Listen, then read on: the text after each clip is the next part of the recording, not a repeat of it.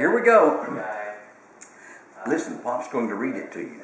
'Twas the night before Christmas, when all through the house not a creature was stirring, not even a mouse. The stockings were hung by the chimney with care, in hopes that St. Nicholas soon would be there. The children were nestled all snug in their beds, while visions of sugar plums danced in their heads. And Mama in her kerchief, and I in my cap, had just settled down for a long winter's nap, when out on the lawn there arose such a clatter. I sprang from my bed to see what was the matter, and to my window I flew like a flash. I tore open, look at this, I tore open the shutters and threw up the sash. The moon on the breast of the new fallen snow gave the luster of midday to objects below. That's and funny. what to my wondering eye should appear but a miniature sleigh and 8 tiny reindeer. See the reindeer? With a little old driver, so lively and quick, I knew in a moment it must be St. Nick. More rapid than eagles his coursers they came. She thinks and it's he funny. whistled and shouted and called him by name. Now Dasher, now Dancer, now Prancer and Vixen, on Comet, on Cupid, on Donder and Blitzen, to the top of the porch, to the top of the wall. Now dash away,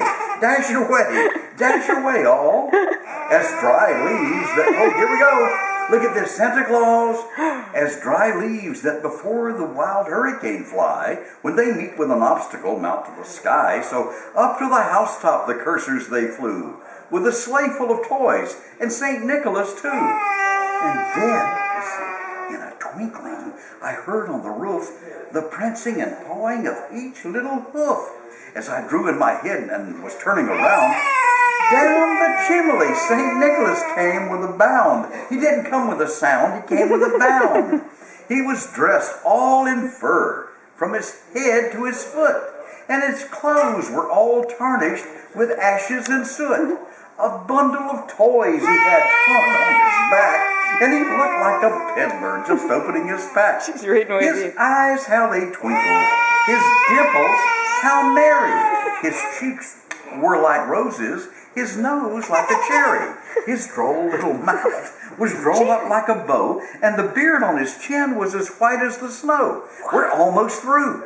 The stump of a pipe he held tight in his teeth, and the smoke, it encircled his head like a wreath. He had a broad face and a little round belly, kind of like Pop's, that shook when he laughed like a bowl full of jelly. He was chubby and plump like Pop, a right jolly old elf, and I laughed when I saw him in spite of myself. A wink of his eye and a twist of his head soon led me to know that I had nothing to dread. One more, here we go.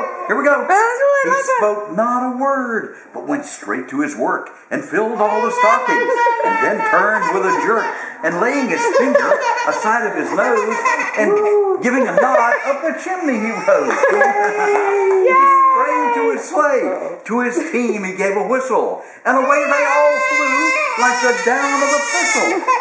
But I heard him exclaim as he drove out of sight, "Merry Christmas to all, ho, ho, ho, and to all a good night." Yay!